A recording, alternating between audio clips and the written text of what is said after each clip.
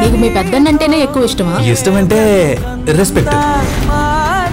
నేనేం చేశాను శేఖర్ అన్న, అది ఇంత టెన్షన్ అవుతుందా? మన కంటికి కనిపించేది ఒక లోకం, మన కంటికి కనిపించని ఇంకో లోకం ఉంది. ఇలా లెక్కలేసుకుని ప్రేమించగలమా? ప్రేమ అంటేనే ఒక నమ్మకం కదా. ప్రేమలో మోసాన్ని ఊహించగలమా?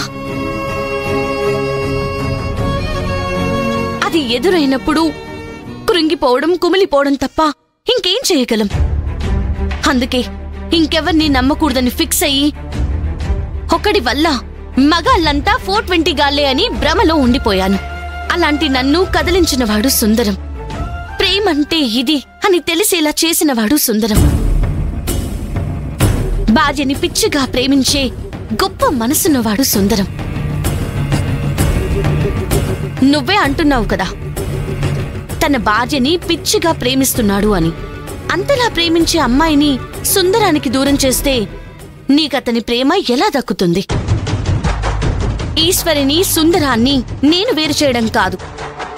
ఈశ్వరి వెనుక చాలా పెద్ద కుట్ర జరుగుతోంది.